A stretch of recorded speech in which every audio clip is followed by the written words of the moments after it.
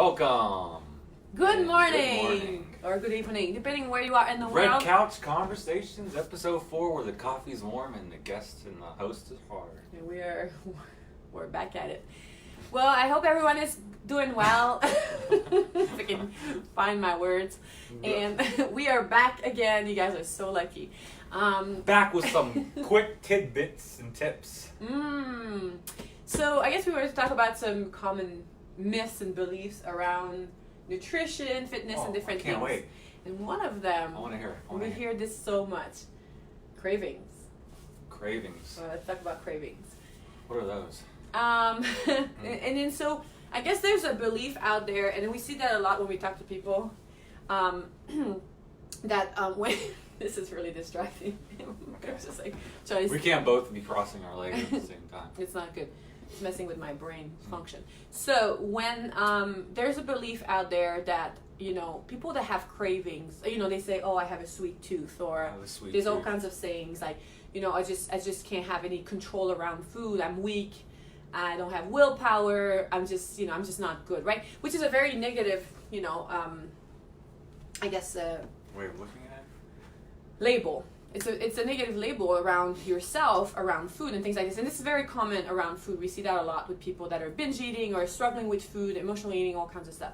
And unfortunately, it's just a lack of knowledge. Because once you start understanding human physiology and how your body works, and really simple things we talk to our clients about, you remove that feeling about like you're not good enough, or you know you lack willpower. You shed some light on that darkness. And it just makes sense. So the first thing we wanted to clarify is that cravings are a good thing. Okay, let's just clarify that. Good morning, Jen. Jennifer, JD. It's very early for you. So cravings are basically just a sign. Your body is telling you something. You know that dashboard in your car? Like when your check engine light comes on? That's all it is. That's basically it. So when you're dealing with cravings, and this is something like for some people it happens every single day. For some people it's really bad. They have a lot of cravings. Some people it's every now and then. It's nothing that, you know, you're just that kind of person. It has nothing to do with that. It has something to do with your body telling you it needs something. And so a lot of times what we hear is like people say, well, I always crave sugary stuff, or, you know, or sweets. When I work, people bring like donuts and cakes and that kind of stuff and cookies, and I can't help myself around it. Well, it's really just because most people, and in most cases, people are undernourishing. They're not eating enough throughout the day. They're not able to regulate their blood sugar. They're skipping meals. They skip breakfast, or like, you know, they fuel on coffee. They don't eat any food, and then they get, you know, in front of, you know, food. Delicious, smelling, tasty. And they're like, I can't help myself, like pizza and no cookies. shit. I wouldn't be able to either if I was starved. And your body is basically in survival mode because you're functioning on stress hormones, and then if it finds food that has very high nutrient, you know, dense, rich food, like, you know, like sugary stuff, you know, because this is the first source of fuel for your body. So sugar is really, really attractive when you're underfueled, when you're overstressed. Quick energy. Things like chips, because it's fat in sugar, so that's a lot of energy too. Pizza, same thing. So these kinds of food, and that's the reason, and the food industry knows that.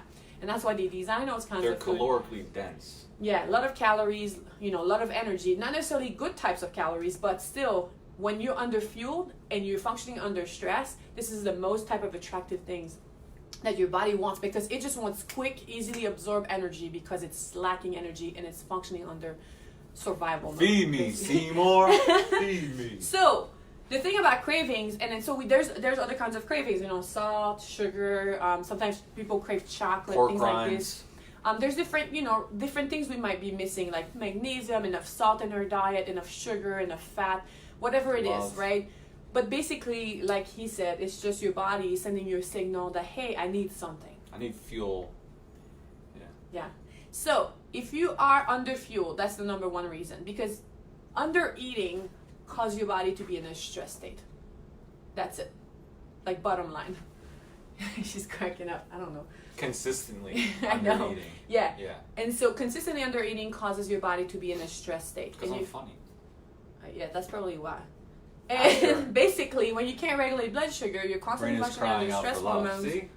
Yeah, she knows. Jen knows. JD in the Ferrari switching lanes. Anyways, But Jen is on my side. Why does it have to be about? Well, because she took it there. I don't know. Yeah. I don't think like that. So, yeah, come on, you know this. Anyways, so when you're under fueled and you're dealing with cravings, and it's because you're under stress. And most people, like I was saying, it's about food, not getting enough calories. Now, there's other reasons you may be under stress. Okay, so a lot of people are dealing with sleep issues. So if you're not getting enough sleep, which is going to increase your stress hormones, it's going It to throws your hormones all out of whack. Your cravings, and your body has like very high cortisol, and you're dealing with like high stress hormones. Your body is going to require more energy, and one of the ways to reduce stress in the body is sugar and salt, and these kinds of nutrients are really helpful to reduce stress in the body. So it is no coincidence that you're craving those type of things when you're under stress. It's also no coincidence that.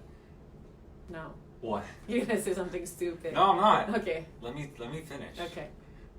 What is stress spelled backwards? Oh, there you go. Stress spelled backwards is Ferrari. It's desserts.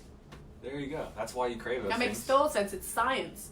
So that's why you're craving a lot of those types of food. And a lot of times they're food that we don't desire in our diet because we know it's not the healthiest types of food, or well, and a lot of times it's the way that they're made. They're That's made. The made. ingredients, the quality. Yeah. Ready-made fast food stuff you just grab on the go because you're It's under convenient. stress, you're running all day, you're not prepared, you don't have food with you, and you just grab something. And You're a lot cranky, of times, and you just don't have time to Yeah. make the food. and you're under stress, so you're not going to go home and start cooking, and most people just grab something. So what do we do about cravings? The key is in the preparation. So for a lot of people, and this is the same thing when we work with clients, when we start helping them just to prepare themselves, prepare their meals, pack food with them, making sure they are not under fueled, they're getting enough calories throughout the day, which, by the way, most women aren't getting. This is 95% of women we work with. They're under fueled, under 1,800 calories altogether. So closer She to eats 1,000. for 1,200. breakfast what most women eat in a whole day. Yeah. Pretty much. And then so what happens is, you can prevent, I think, cravings just by making sure that your body gets what it needs in the first place, right? So that's pretty common sense, but unfortunately we forget those little simple things. Okay, so if you can learn to regulate blood sugar, eat enough throughout the day, so enough calories but also frequently enough, so you're not just like, you get out of bed and then you wait 5 hours before your first meals. That will also increase stress hormones. So get breakfast within 30 to 60 minutes upon waking up, and then eat every 2 to 4 hours. Now this will differ based on the person's health and the person's Past history of how they've been background. eating. Here we go. Yeah. But these are just like General recommendations. Thank you. I'm losing my words today. I need more fuel. Here we go. So making sure you guys are Well, eating. and also I just want to mention the protein, the fats, and the carbs. Yeah. You don't want to just eat, food that's all carbohydrates or all There we fat, go.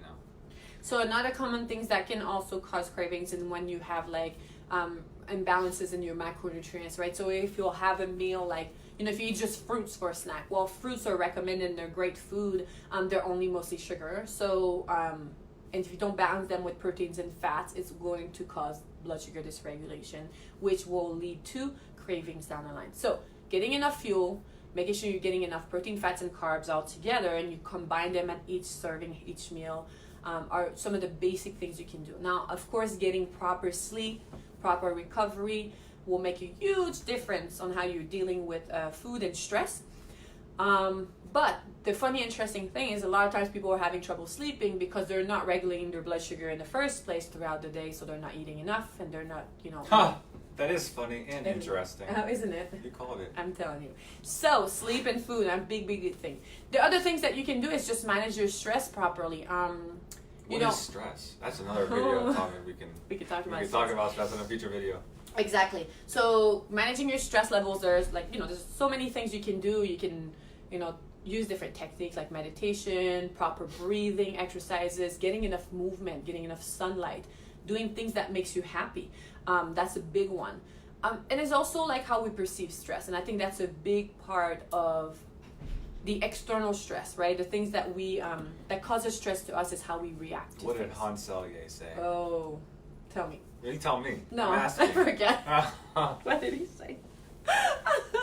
Hans Selye was this pastor on Fifth Avenue in Pittsburgh, and he said that it's not the stress that kills you, it's your reaction to the stress. Yeah. All right, so that's really important. So it's not just, you know, what's happening, but how you react to it. And that's a big portion of it. But overall, if you can reduce your stress, this will help you manage, you know, your blood sugar, your stress hormones, and therefore you're not going to be dealing with as much cravings or binge eatings or whatever you're dealing with currently when it comes to nutrition. So prevention is the key when it comes to cravings. Now, if it does happen, and it happens every now and then because you had a long day and you forgot something or whatever, you know, that's totally okay, but don't beat yourself up over it, because that mindset portion is very important, because people will get into this vicious cycle of like, oh, I messed up, I feel bad, and then you gave into your cravings and you feel even more shame. You know, you just know now that this was your body telling you, I didn't get enough fuel, this is what happened, just, you know, acknowledge it and move on. And then just prepare for next time, right? Next time it's like, well, I'm going to get more food with me, or I'm going to... backup plans. Right, plan B and C and things like that. And or if it happens, then just make sure you get proper types of fuel if you can. You know, get the good kind of food, nourish yourself, and then just get back on track. Yeah. So yeah, cravings are pretty simple. It's just a sign that your body's telling you that it's time for you to get something in your body, some energy. The supply is not meeting the demand. Pretty much. Yeah. Okay, so if you're dealing with cravings consistently, every day, something that's very, very common for you, you might want to start assessing the way you're eating. You might want to track your food, see how many calories you're getting, see how much protein, fats, and carbs you're getting, because there's huge imbalances in your ratios or macros. It can cause lots of cravings. If your sleep is less than 7 to 9 hours, and some people need more than that, and you're not getting good restful sleep, that can affect that a lot. And people that just have stressful lives, stressful jobs. Again, I don't want to get into the cycle of like being a victim, like, oh, this is what happens to me, and not being able to like, because there's so many things that, and this is, we see this when we work with clients one-on-one, that we can remove from our lives that we don't need, that are unnecessary. But when we live our life being constantly in a reacting mode, reacting to what happens to us, because we don't take time to be proactive and prepare ourselves. We don't take time to prepare our days. We don't take time to prepare ourselves mentally, meditating, preparing our days. Today I'm going to do this, or the night before. When you lack preparation and being proactive, then you become reactive in your life, and then you just do all these things and you respond to everyone's demands and life's demands, and you're stressed out, you're overwhelmed, and it's just like a really big vicious cycle. So You're sometimes gonna pay that toll. Yeah, and it really adds up. You know, this can happen every now and then. We all have stressful periods of life, times in our lives, but what you don't want to do is constantly be living like this, which is something that unfortunately nowadays a lot of people are dealing with. So the first thing to do is just become aware of it, you know, take a little bit of a step back, you know, reassess and see where you're going with this, and trying to see where you can make adjustment to remove a little bit of the stressors in your life, and or changing the way you react to certain stressors, which is, you know, work in progress. It's not easy, it takes time. But ultimately, when you are able to take a step back and get perspective, it helps you to do this exercise. So it's just working a little bit more on your consciousness when it comes to going through the days. But food first, biology first, okay? Getting enough fuel, getting proper sleep, proper movement, vitamin D, all of that. And so this way your body is regulating itself. It's not under stress because you're not nourishing it. And then after this, you can start dealing and coping with external stress a little bit more easily, because your body is stronger. Or you find that you might not have as many stressors. It doesn't affect you as much because you're more in here deep inside, secure and powerful. Yes. Yeah. Getting to know yourself. So the more you know yourself, the more confident you are. You have a vision, you know where you're going, it makes you happier. Of course, you're going to be able to deal with stress in a very different way than people that... Those Pittsburgh drivers don't annoy you as much because you're not as hungry. Pittsburgh drivers. Yes. Drivers in general, yes. Right? So you don't react as much when you're caught in traffic, or especially in circumstances that you can't change. Because so many people like get stressed over things they can't control. And really, it just... And then it eats it's at only you, harming it eats you. at you until it slowly destroys you. But food first. Food first. All right, guys. If you are dealing with cravings, binge eating, any issues around food, let us know. Let us know. Let us know what type of foods you kind of gravitate towards, because it says a lot about if there's, what you're craving also. Yeah, if there's micronutrients or things that you need that you're just not getting through your nutrition. That's true. Like sometimes people that crave chocolate might be needing more magnesium in their diet and things like this. So there are some amazing food we recommend to making sure you guys are getting enough nutrients, vitamins, and minerals in your diet. So and this will over time reduce cravings tremendously. Avoid most of it altogether. But yeah, if you guys have any comments, questions, let us know. Post below. Reach out to us if you have any interest. Follow our page on Facebook. We have a rice community. If you want to join our group, we will share those videos in there. Yeah, free page. If you know someone who has uncontrollable cravings, yeah, do them a favor and send them this video, because it can really help them out. Share, like, subscribe, love. And send us a private message if you have any other questions, anything you would like to know. Would love to talk to you, would love to connect. So I hope you guys have a great day, and we'll see you next Friday. Hey, Jen, have a good day.